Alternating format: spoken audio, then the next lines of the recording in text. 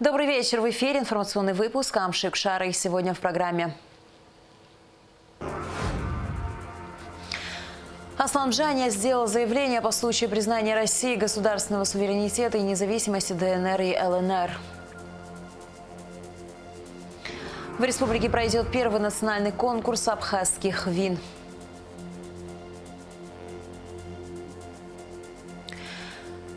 Государственный русский театр драмы имени Фазилия Искандера готовится к первой премьере 2022 года.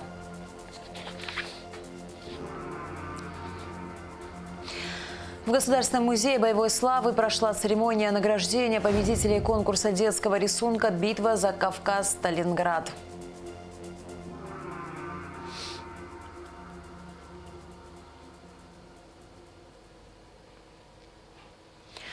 Президент Аслан Бжаня сделал заявление в связи с признанием Российской Федерации государственного суверенитета и независимости ДНР и ЛНР.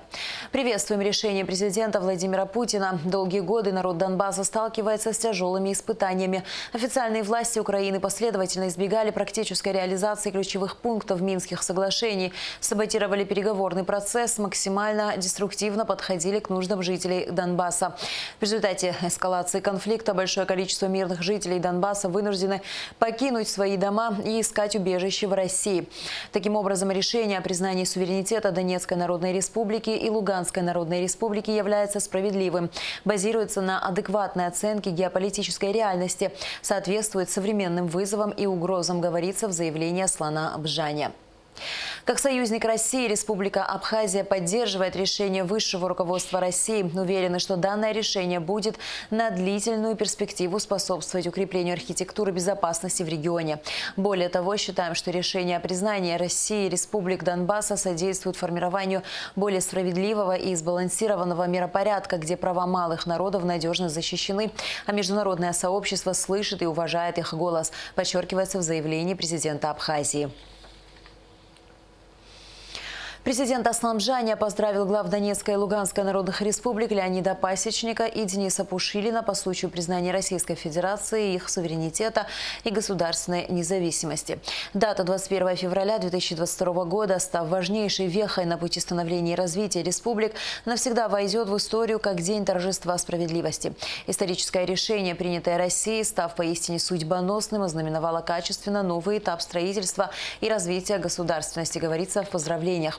Аслан Бжаня пожелал руководителям ДНР и ЛНР мира, добра и процветания.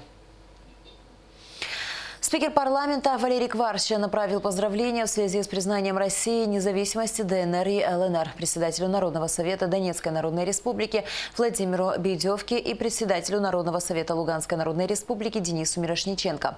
В Абхазии уверены в том, что признание Российской Федерации независимости и суверенитета ДНР и ЛНР будет способствовать укреплению безопасности и стабильному развитию этих республик, а сложившиеся отношения, дружбы и сотрудничество между Абхазией и Донбассом получит свое новое развитие, говорится в поздравлении спикера. МИД Абхазии приветствует и считает правомерным решение президента России о признании государственного суверенитета и независимости Донецкой и Луганской народных республик. Дальнейшее развитие отношений с ДНР и ЛНР обсуждается на уровне руководства страны. Готовы к консультациям с представителями республик о параметрах развития наших отношений, говорится в заявлении внешнеполитического ведомства Абхазии. Депутаты Госдумы России на пленарном заседании ратифицировали договоры с Донецкой и Луганской Народной Республиками о дружбе, сотрудничестве и взаимопомощи, сообщает РИА Новости. Москва признает ЛНР и ДНР в тех границах, в рамках которых руководство республик осуществляет свои полномочия, пояснили в МИД России. Вопросом подготовки к приему и размещению в Сухуми первой группы беженцев из ДНР и ЛНР обсудил премьер-министр Александр Анкваб с вице-премьером Сергеем Пустоваловым, министром по чрезвычайным ситуациям Львом Квицине и директором тургостиницы «Айтар» Тимуром Адлиева. Александр Анкваб обратил внимание на необходимость тщательной проработки вопросов организации проживания, питания, медицинского и бытового обслуживания прибывающих людей, уделяя особое внимание детям. Координация работы всех государственных служб и организаций, привлеченных к обеспечению проживания беженцев, возложена на вице-премьера Сергея Пустовалова. Во второй половине дня 22 февраля группа сотрудников МЧС Абхазии во главе с министром Львом Квициня направилась в Донецк и Луганск для эвакуации беженцев в Абхазию.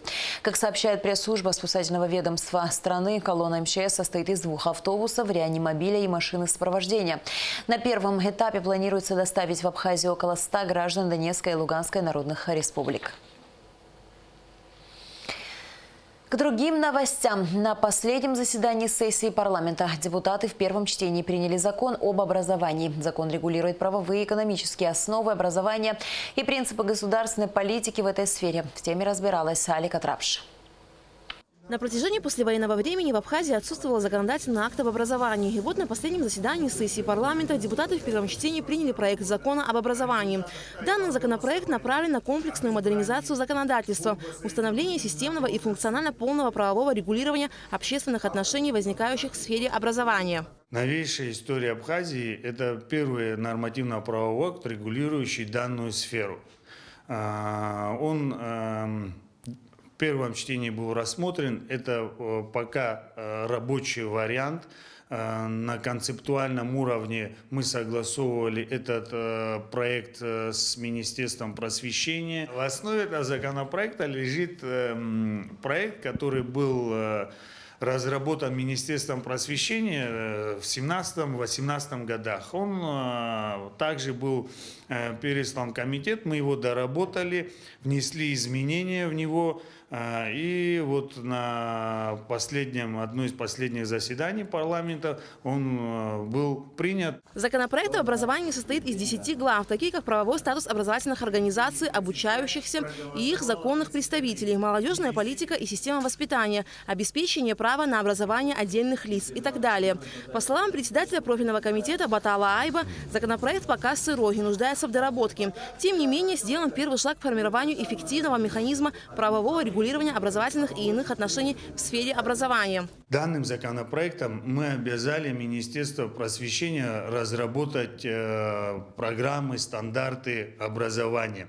Также в данном законопроекте сохраняются национальное направление образования, сохранение культурной идентичности языка и в соответствии с законом о языке. То есть мы знаем, что у нас в Республике Абхазия представлены национальные меньшинства.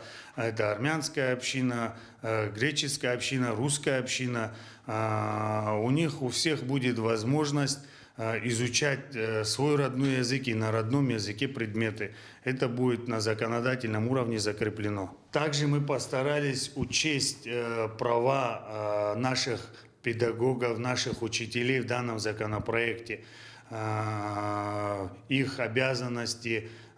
Также Министерство просвещения должно в определенные сроки выработать стандарты образования в Республике Абхазия. После принятия законопроекта в первом чтении он был разослан всем соответствующим органам на доработку. Поправки будут рассмотрены на заседании комитета. Законопроект об образовании вступит в силу после принятия его в третьем окончательном чтении.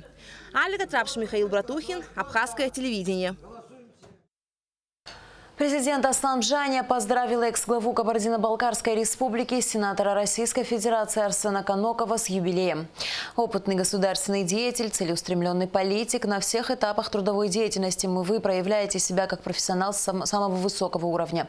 Будучи главой Кабардино-Балкарской республики, вы внесли неоценимый вклад в ее процветание и развитие, отмечается в поздравлении. Указом Аслана Джаня Арсен Каноков награжден орденом Ахизапша 3-й степени за вклад в развитие и укрепление дружественных отношений между Абхазией и Кабардино-Балкарской республикой.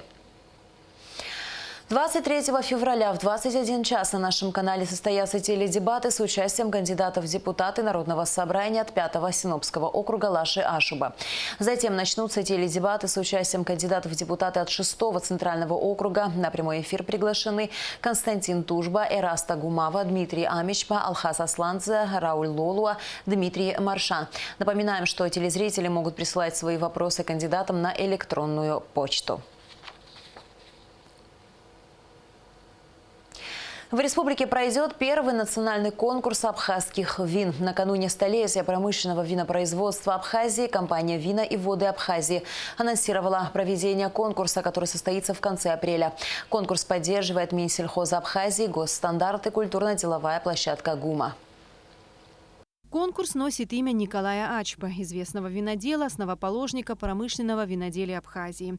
Главные цели конкурса – выявление и поддержка местных производителей, повышение качества продукции и развитие винодельческого потенциала республики. Участниками могут стать как начинающие, так и опытные виноделы. Решено оргкомитетом на первый конкурс, на первый национальный конкурс не приглашать крупные заводы, находящиеся на территории Абхазии. Я сразу скажу, что наша компания участвовать не будет. Мы на самом деле приглашаем всех тех, кто делает не в огромных количествах, наверное, но свое вино у себя дома, где-то в деревне, в хозяйстве, в фермерском хозяйстве. Добро пожаловать именно для вас этот конкурс. Давайте выясним, кто в Абхазии делает самое лучшее вино. Конкурс пройдет в несколько этапов. Прием заявок, отбор образцов, их лабораторный анализ и анонимная дегустация. По результатам будут выявлены победители и призеры. Финальный этап – торжественная церемония награждения. Будут вручены победителям довольно серьезные призы. Речь идет о денежных призах в размере от 100 до 500 тысяч рублей за разные места, если мы говорим за третьи, вторые, первые места. И надеемся, что будет победитель конкурса, который получит гран-при, то есть это будет вне зависимости от белое вино, красное. Просто лучший производитель вина в Абхазии получит гран-при в размере 1 миллиона рублей. Что еще? Будет много разных других призов, друзья. Будут все участники конкурса получат от нас такой подарок в виде саженцев, итальянских саженцев европейских сортов винограда. Кроме того, победителям представится возможность оформить свое вино с указанием этикетки и реализовать его. В рамках проведения конкурса будет организована целая серия различных мероприятий. Это различные фотовыставки, выставки картин, лекции виноделов и историков вина. Даже намечается такое интересное мероприятие, как пробег по виноградникам, забег по виноградникам. Конкурсные вина будут поделены на две категории – неигристые белые и красные. Минимальное количество вина – 200 литров. Прием заявок будет проходить с 28 февраля по 20 апреля. Сам конкурс пройдет в конце апреля. Эсма Голандзе, Тимур Гугохи, Абхазское телевидение.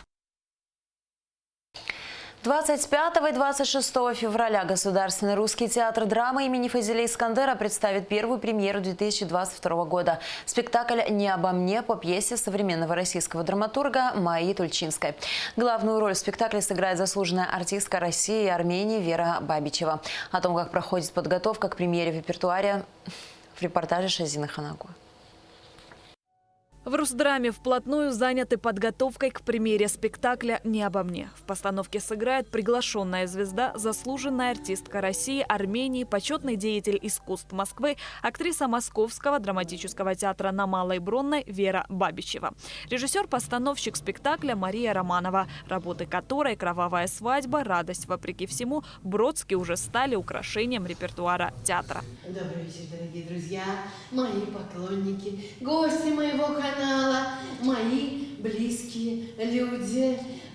Сегодня мы проводим мою творческую встречу. И если меня хорошо слышно, ставьте, пожалуйста, лайки, ставьте плюсики. Верочка, сделать, развернуть на себя камеру. Есть там эта стрелка? Потому что мы видим. Классно, если ты там будешь.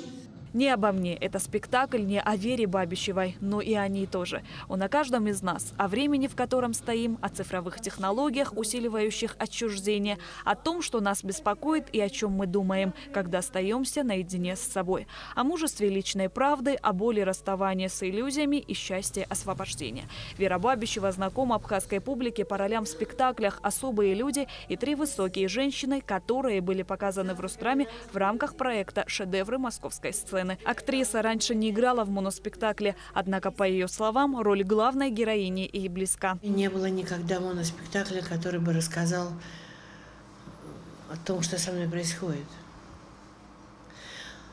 Более того, который бы рассказывал о том, что с вами происходит. Я не хочу, чтобы с вами это происходило. Именно поэтому я и пустилась в это плавание, потому что если я могу кого-то предостеречь, кому-то помочь, кому-то сказать о том, что уроки, которые к нам приходят, они приходят нам на благо. И если в результате мы что-то поймем, значит, мы эту жизнь прожили не зря. Режиссер спектакля Мария Романова рассказала о том, что для нее это очень ценная работа, потому что она плотно переплелась с современной человеческой жизнью. Когда-то летом я познакомилась с Майей Тульчинской, которая оказалась, она петербургский и драматург, и кинорежиссуру заканчивала, очень такой талантливый, глубокий человек. И как-то мы, в общем, периодически поддерживали наши взаимоотношения. И как раз в декабре 2020 года она прислала свою пьесу. Еще я что-то ее откладывала, она говорила: прочти, в январе прочти. Я прочла, и я поняла, что если ее и делать, то это должно быть какое-то личностное высказывание. И почему-то сразу подумала про Веру. В Государственном русском театре драмы имени Фазиля Искандера давно планировали сотрудничество с Верой Бабичевой. Искали подходящий материал, понимая, что это должен быть моноспектакль актрисы на основной сцене. Эта пьеса о сегодняшнем дне, она очень актуальна. И она на самом деле на многие вопросы, наверное, не то что дает ответ, а по крайней мере дает нам возможность задуматься об этом. И как-то, может быть, разобраться в том, что мы больше стали одинокими, чем раньше, несмотря на то, что общаемся в соцсетях. А в итоге мы остаемся наедине с самим собой, со своими мыслями, проблемами. Этот спектакль, я считаю, наверное, самым актуальным в нашем репертуаре. Этот спектакль – некое зеркало сегодняшнего дня. И самое главное – это прекрасный такой бенефис большой актрисы. Премьера спектакля состоится 25 и 26 февраля. На 9 марта он будет показан в Москве в рамках больших гастролей театра Искандера. Шазина Ханагу, Алексей Баструков, Абхазское телевидение. В Государственном музее боевой славы имени Владислава Ардзенба прошла церемония награждения победителей конкурса детского рисунка «Битва за Кавказ. Сталинград», организованного представительством Россотрудничества в Абхазии. В конкурсе приняли участие более 40 школьников из разных районов республики. Гугуца Вардания расскажет подробности.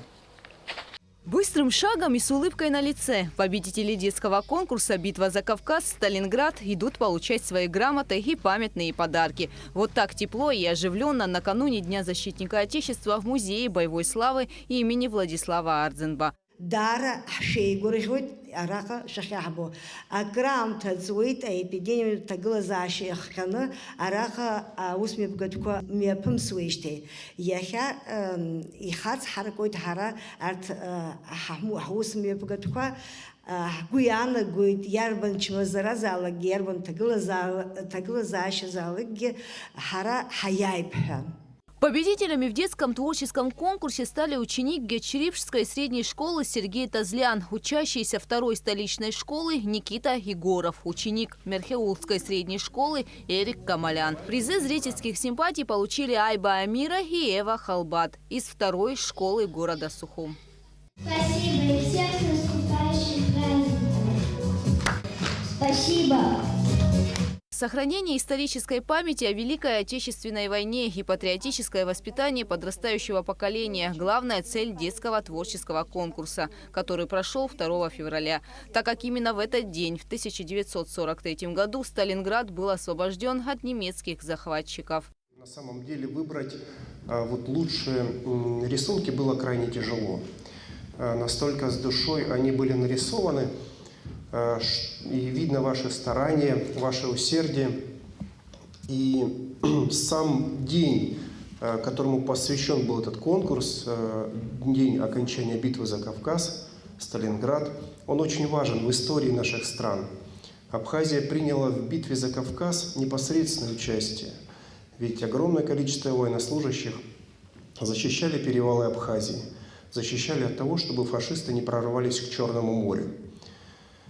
И я хочу пожелать вам успехов в вашей учебе, и вообще на вашем жизненном пути. В церемонии награждения участвовали военнослужащие Министерства обороны и Российской 7-й военной базы. Кстати, им были вручены почетные грамоты за участие в гуманитарной акции по сдаче донорской крови, приуроченной ко Дню памяти воинов-интернационалистов. Они поздравили детей с победой в конкурсе. От имени командира базы, от имени командования базы, от каждого солдата, который служит в Гудауте, в 7-й военной базе, мы вас сегодня поздравляем, победителей, с победой в конкурсе, участников. И желаем каждому из вас стать народным художником Республики Абхазия. И, пользуясь случаем, товарищ генерал, товарищи, все причастные к празднику 23 февраля, пользуясь случаем, разрешите поздравить. Организовали конкурс детских рисунков Дом Москвы, представительство Россотрудничества в Абхазии и Государственный музей боевой славы имени Владислава Арзенба. Гугут Савардания, Алексея Гухова, Абхазское телевидение. Сухумское управление электросетями доводит до сведения потребителей, что 23 февраля с 9 до 15 часов будет прекращена подача электроэнергии в районе рынка, района Сои в центральной части города. Отключение связано с ремонтными работами. Сразу после новостей на нашем канале начнутся теледебаты кандидатов в депутаты Народного собрания от 27-го Баслахского избирательного округа. На прямой эфир приглашены кандидаты Винори Бебия и Григория Лацушба. Затем начнется прямой эфир с участием кандидатов от 29-го Чловского округа. На теледебаты приглашены Алмаз Акаба, Астанда Джопуа и Астамур Тарба. И в завершении выпуска о погоде.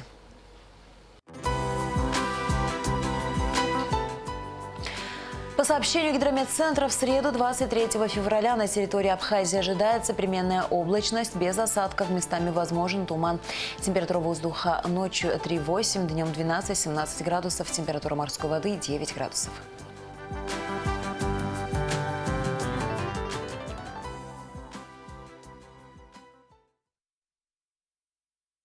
На этом наш выпуск завершен. До скорых встреч в эфире.